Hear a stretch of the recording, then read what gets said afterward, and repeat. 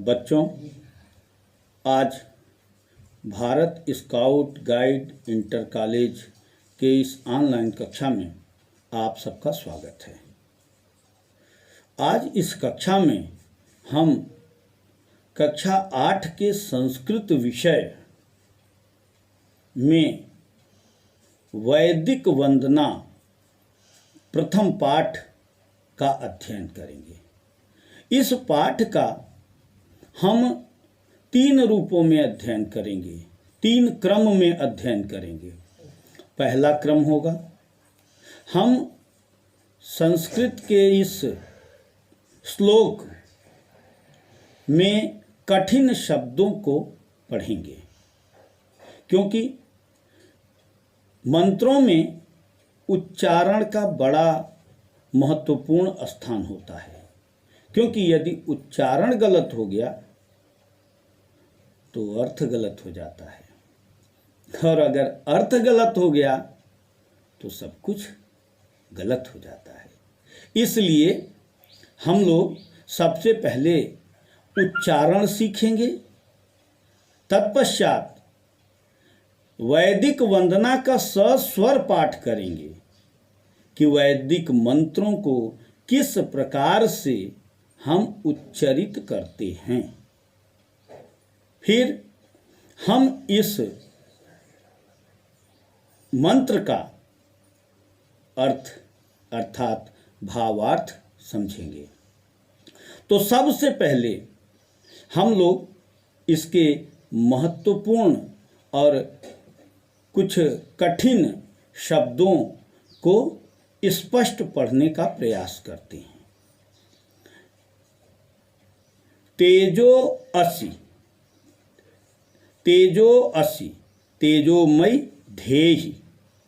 वीर्यम मसि, वीर्यमयि धेहि। बलमसि, बलमयि धेहि। ओजो असि, ओजोमयि धेहि। पश्येम शरदः शतम्, जीवेम शरदः शतम्।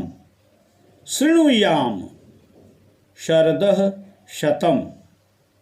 प्रब्रवाम शरदः शतम्। अदीनाः स्याम शरदः शतम्।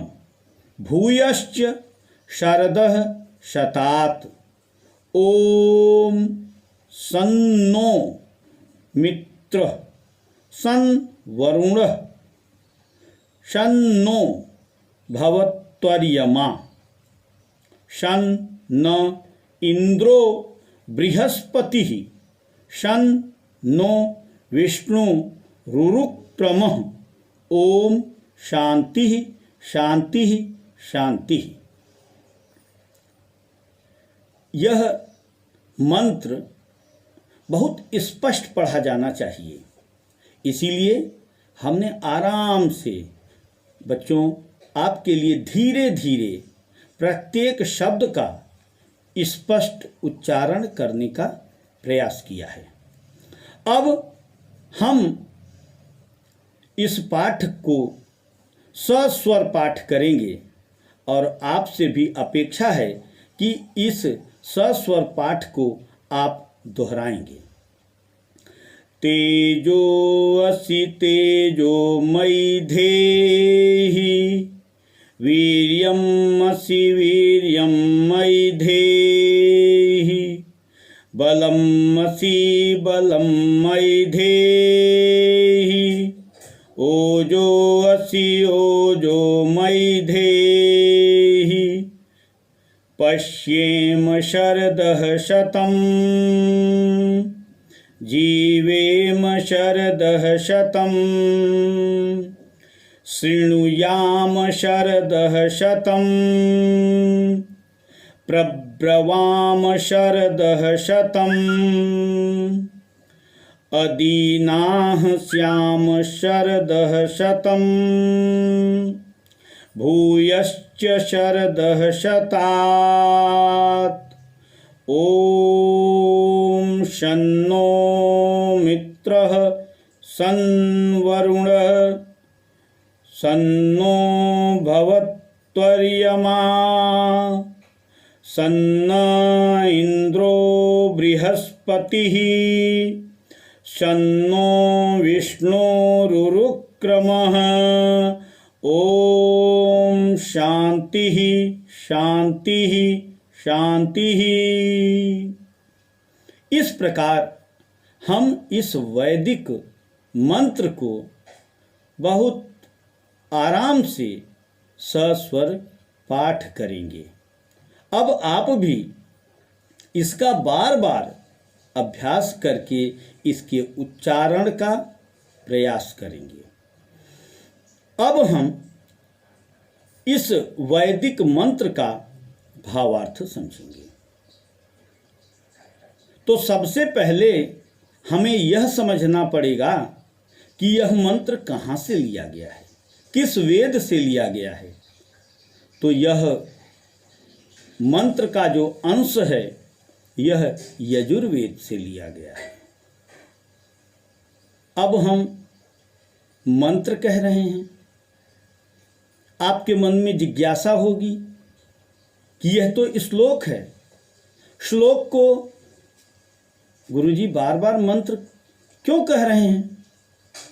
तो हम सबको यह जानना यहाँ आवश्यक है कि श्लोक संस्कृत के समस्त काव्य को कहते हैं, लेकिन जो वेद के श्लोक होते हैं उन्हें सर्वप्रथम ऋचाएं, और यदि ऋचाएं आप कहते हैं तो अच्छा है, नहीं तो मंत्र भी आप कह सकते हैं। तो ऋचाएं या मंत्र। इसलिए यजुर्वेद के इस अंश में अब भाव क्या है कि इसमें साधक यानी प्रस्तुत श्लोक में साधक ईश्वर से, परम पिता से, परम ब्रह्म से कुछ मांग रहा है। सामान्य सी बात है कि मांगा तो सर्वशक्तिमान से ही जाएगा। तो क्या मांग रहा है? वह अपने मंत्रों के माध्यम से अपने भाव को व्यक्त कर रहा है।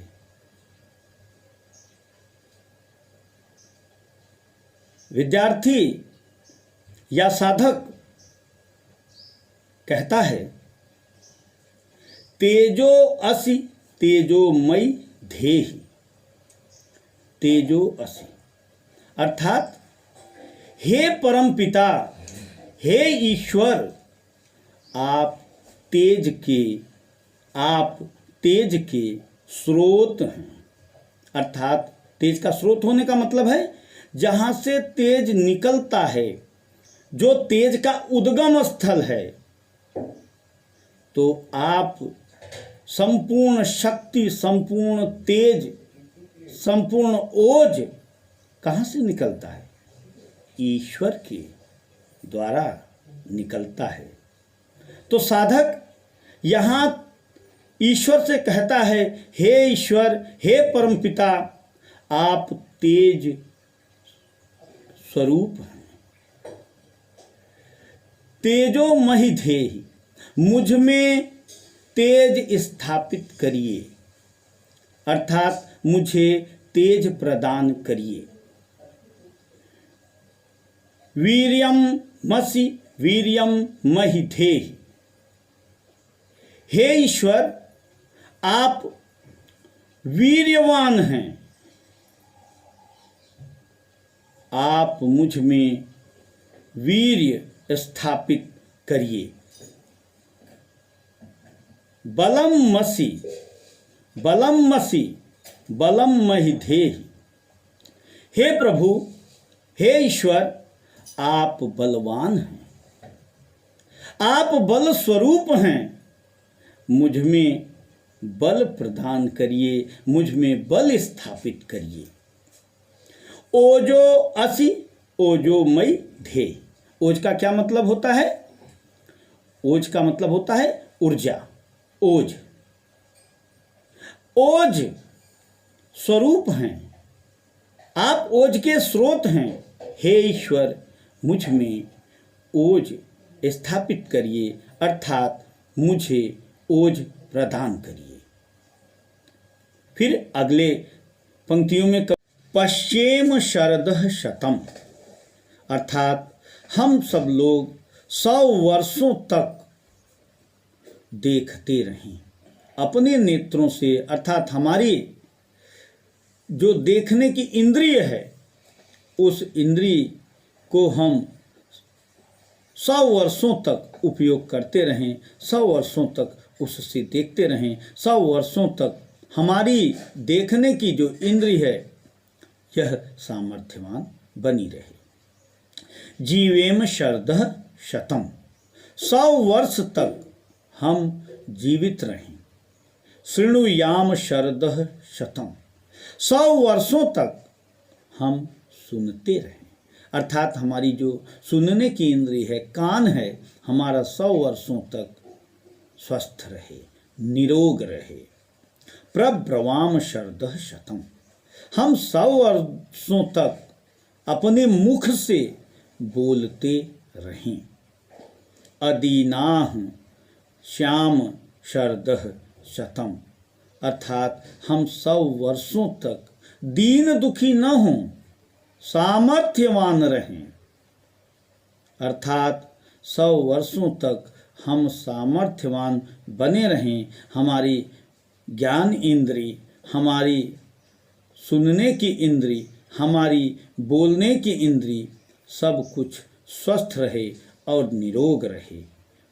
भूयश्च शरदः शतात, हम 100 वर्षों तक जीवित रहें, सुनते रहें, लेकिन इसके बाद भी हम स्वस्थ रहें, तो साधक इस मंत्र के माध्यम से ईश्वर से, परमपिता से अपने संपूर्ण शरीर को 100 वर्षों से भी अधिक स्वस्थ रहने के लिए, 100 वर्षों के बाद भी स्वस्थ रहने के लिए, सामर्थ्यवान रहने के लिए प्रार्थना करता है।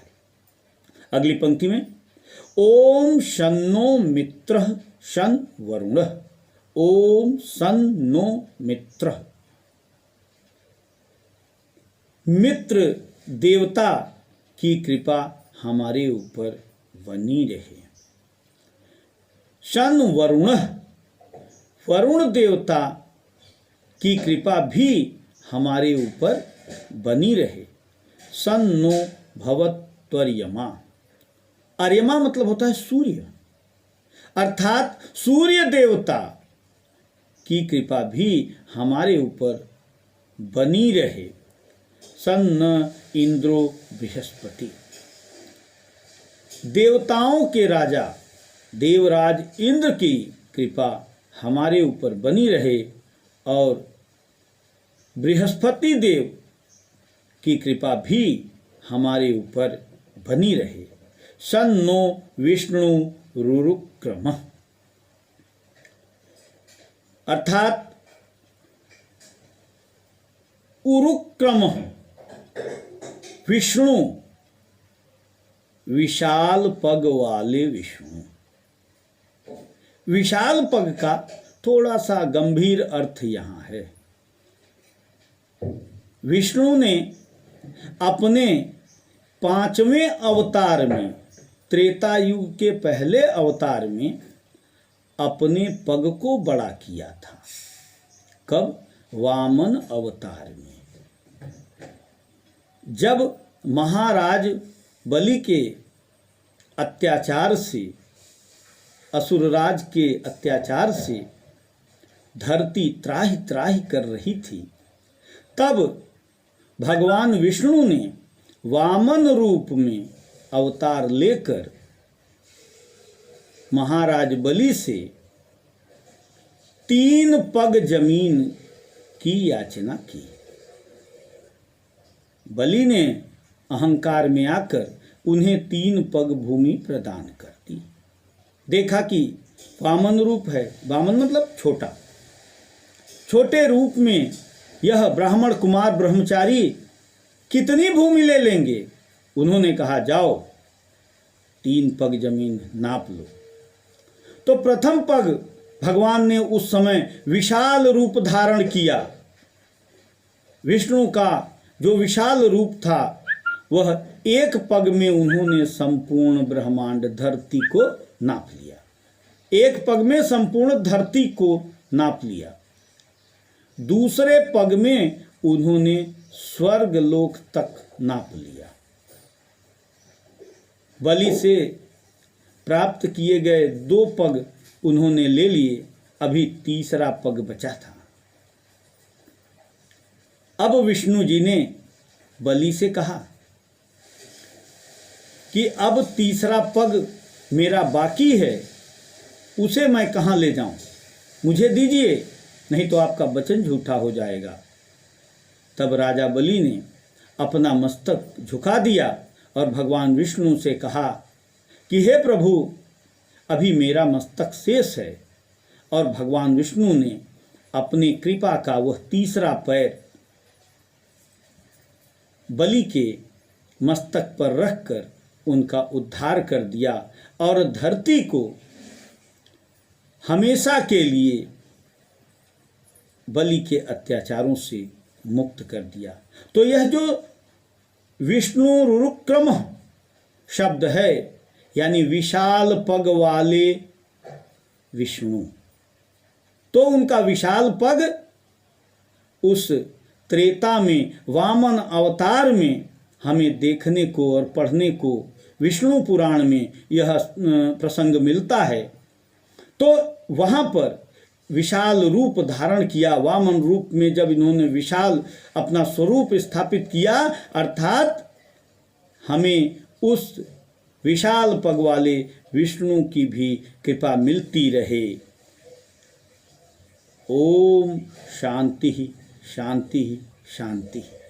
अर्थात हे प्रभु, हमें यह सब वरदान आप प्रदान कीजिए, मैं आपसे इतनी ही प्रार्थना करता हूँ। तो साधक ने इस कविता में, इस श्लोक के माध्यम से, इस मंत्र के माध्यम से अपने भाव को व्यक्त करता है।